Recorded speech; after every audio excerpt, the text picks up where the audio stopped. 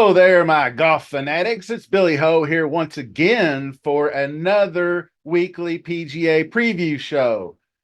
Research for the Genesis Invitational begins as soon as you can get the field out. And I've got a lot to cover for you today. This is going to be the third signature event of the year. And guess who's back? Yeah, it's Tiger Woods, y'all. It's his tournament. It's a signature event now. And Tiger said he agreed with Jack Nicklaus and everything. So this is going to be a cut event, not like the previous signature we had a couple weeks ago at Pebble. So we will have a 36-hole cut. We'll get to more of that. And we've been having all this just crappy weather and delays, and the tournament got cut short last week, and it's just been such a shit show for the last month or so of the golf year. I've got your reason why exactly coming up, so stick around for that. And yes, for the first time since the 2023 Masters, Tiger Woods will play an official PGA Tour event. He played in the PMC Championship with his son, Charlie, back in December. He's in the field for next week's Genesis. We will head to Pacific Palisades, California, kind of Los Angeles area. And thanks to the elevated status, the field is loaded. Everybody comes for Tiger's tournament anyway, out of just pure respect for the man. But we got your Scotties, your Rorys, your Victors, your Xanders, your Patricks, your Homakawa. We'll all join the GOAT. And like I said, it will have a 36-hole cut. And it's kind of similar to what the Masters did. It's going to be top 50 in ties and a 10-stroke rule. Players within 10 shots of the lead will get through. So technically it is a cut, but depending on how low the scoring is and the tough conditions or whatever for the golf course, we could have significantly more than 50 for sure. So anyway, the purse is 20 million, 4 million slated to the winner. So speaking of how we talked about how bad the weather's been, it has been crazy. Let's take a look at the reason why. I am El Nino. All other tropical storms must bow before El Nino. Yo soy El Nino. For those of you who don't habla español, El Nino is Spanish for the Nino. I really love that bit. That's one of my all-time favorite SNL bits. Every time I at least once or twice a year, I go to that on YouTube and watch it, and I just laugh my ass off every time. Really hard to believe it's been 26 years since we lost that legend. He'd be 60 years old this week, Thursday, when they tee it up, too, which is crazy when I think about it. But he died in 1997, so it's been, all joking aside, the El Nino thing is for real. I think I said 60 years old, but he was born... Yeah, he would be 60, 1964. That's crazy.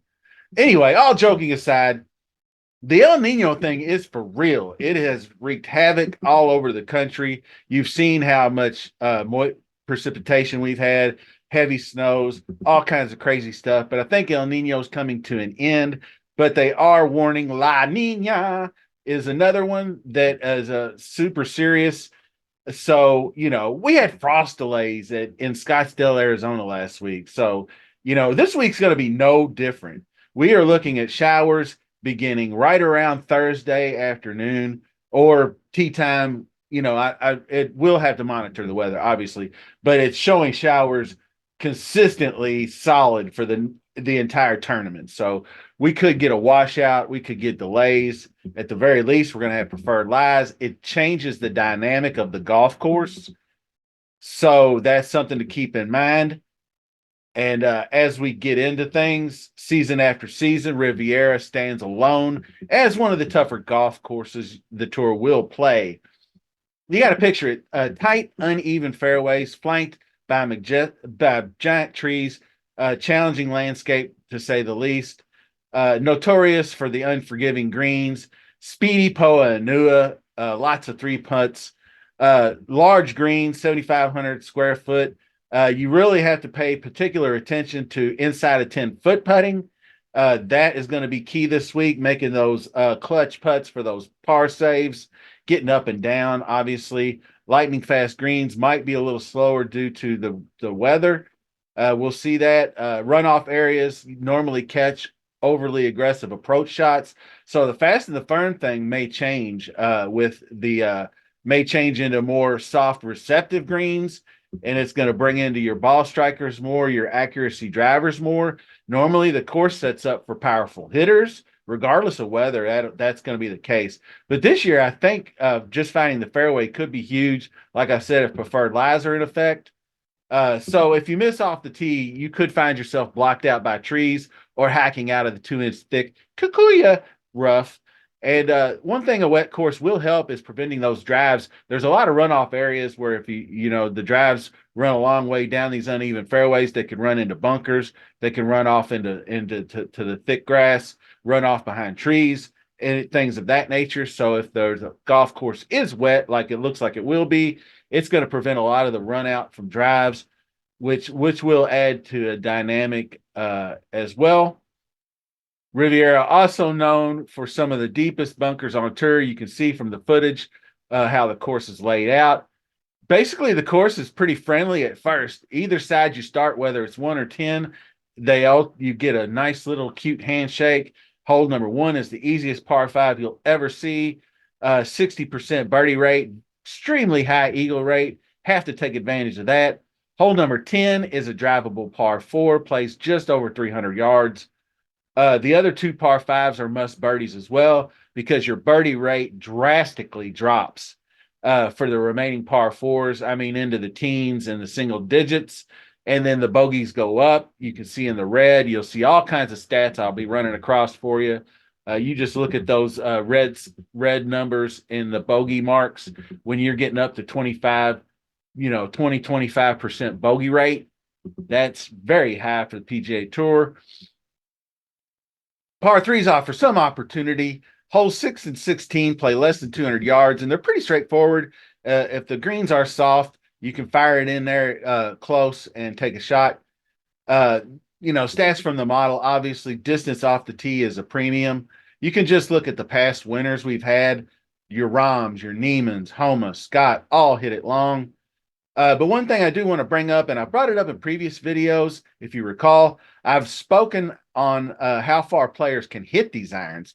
So if you're longer off the tee, if you're a big dude like a Rahm, which Rahm is obviously not going to be defending his title because he moved over to LIV, but if you hit it a long way, you're not going to be hitting your PGA average 7 irons 177, or your 8 irons, 9 irons 153. You're going to be hitting particularly 10 to 15 yards farther than that, which could offer some advantage, especially on these soft receptive greens. You don't have to be out as far if you can hit those long irons in there. So players might err on the side of caution on some of these holes, but it will be tough to fire at pins from 200 plus yards out. That's for sure. Proximity will go up when you can pull an 8 or a 9 iron out instead of a 5 or a 6, obviously. But you're going to need all hands on deck. You miss the fairway here, you're going to have to hack it out, and then that's going to lead to a lot of layups, 50 to 75 yards out, things of that nature. Lots of wedges into greens to try to save those pars. Basically, what it amounts to: complete tee to green game, ability to scramble around the green tight with length off the tee. Driving accuracy is down, scrambling is up. Even with the larger size greens, green regulation under 60%. So when it comes to players, you have to look at the OWGR, Official World Golf Rankings. For me, this tournament is usually won by the higher names and the bigger, more consistent golfers, with the ones with the long-standing higher end guys. First thing I'm doing is fading Tiger. As much as I love the guy, the GOAT, the accomplishments, even at his best, he never played his best at this golf course. He was never really all that great here when he played, and he was in his prime. So Tiger's out. I don't care what his price is. Victor Hovland, obviously somebody that's interesting to me. Adam Scott. These are strokes gained just off the top of my head. Leaders at minimum 4 rounds. So you got Hovland at almost 3 strokes. Adam Scott over 2, Colin Morikawa over 2, Xander 2, Matty Fitz almost nearly 2 strokes in 8 rounds. Max Homa's got nearly 20 rounds, and he's nearly 2. He's a former winner, won a couple years ago. Rory McIlroy's got a couple of top 10 finishes. He's up there, has excellent history. I'll start with Rory. Obviously fits the mold we're looking for. I'm just going to throw out what happened at Pebble. I don't know what happened to him. He was on fire and he was right up there with the leaders. Then he got a 2-stroke penalty and just the wheels came off. Don't know what happened, but I like the fact that he normally likes a wet golf course. He can hit it long. This is where he can thrive with that driver. Other players kind of interesting to me. Shane Lowry's kind of getting it together. He finished well last year, T14, complete tee to green guy, can scramble, plays in wet conditions. He's just been playing really well at Waste Management too. Some other guys, Killer Keith Mitchell. I'm just going to throw out names. He's been killing the ball off the tee. He just needs to have a good week with the irons, which he is doing so at Waste Management. Victor Hovland, I mentioned already. Tough call with him, though. He has been absolutely dreadful the last few tournaments he's played with his ball striking. Not really sure what the deal is there. But this venue might open him up. He can cut loose on the driver. Maybe he gets a discount on the ownership with his poor play. But people always play Victor. I love playing him because he's a DraftKings scoring machine. Adam Scott's another one that's been awesome. He's a former winner here. He might get more ownership than he deserves, depending on his price. Of course, Aberg, iceberg, lettuce, and tomato sandwiches. No, but Aberg looks to be a great fit here. He's got no history, so I don't know what his upside will be. But Xander has some solid results here. Xander has really been knocking on the door for a win. He's gained a ton with his irons every year he's played at Genesis. His form looks good coming in. He's overdue. Colin Morikawa frustrates the hell out of me because as soon as I got him pegged for a good week, he can't chip or putt. You can see he's gained with the ball striking every year he's played here. The last 2 years, his short game's been on. He's almost won it. He came a close second place to Neiman a couple of years ago. If Neiman hadn't went ham, he shot a 6 under on Sunday, but it just wasn't able to catch Neiman at like 19 under, which is crazy. His recent form hasn't been as good as it's been either. Cam Young is another interesting candidate. His game's finally turning a corner. I don't know if it's a change in caddies. I don't put a lot of stock into that all the time. The Paul DeSori or whatever his name is was supposed to be the change he needed, and he got worse. So sometimes that can happen. But he seems to be churning it out just fine now. He's a great fit with everything else that he can do. He's just really struggled with the putter, which he is not at Waste Management. He is pushing the leaders way up the leaderboard last I checked in the top 5. Through 3 rounds was +4 putting. I mean, there's just guys all over the place that fit the mold for this golf course. What we want to do, you want to weigh in recent form, course history, look up some rolling reports on putting to find somebody due for a breakout. Also, I want to actually close out the show. Super Bowl, happy Super Bowl. And like Pat Mayo said, I'm not big enough, and if he's not big enough, I know I ain't. So I'll say Super Bowl all day, Super Bowl, Super Bowl. So anyway, after hearing all the chatter all week, Kansas City, obviously, I think with the Mahomes and the Kelsey and the popularity with the public, I think is what's keeping this line close. When I look on especially the offensive side of the ball, I feel like they're pretty close to equals.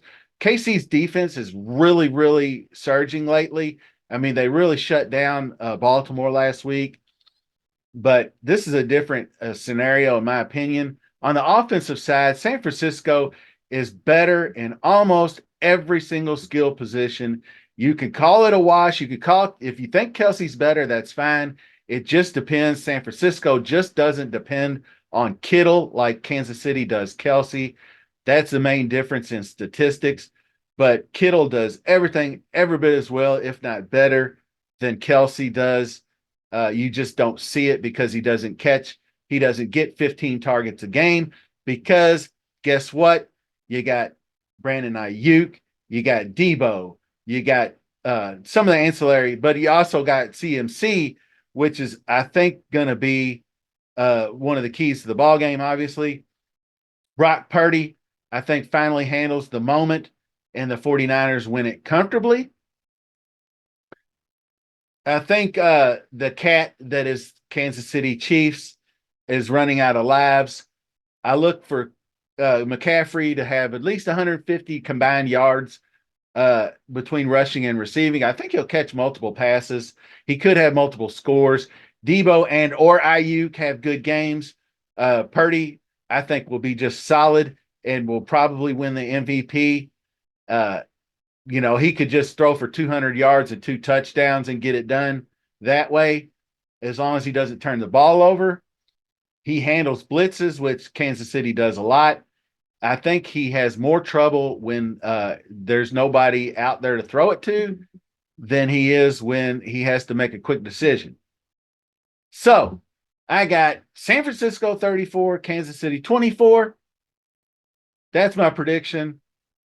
Take it for what it's worth. Best of luck this week at Genesis and enjoy that Super Bowl. I'm out.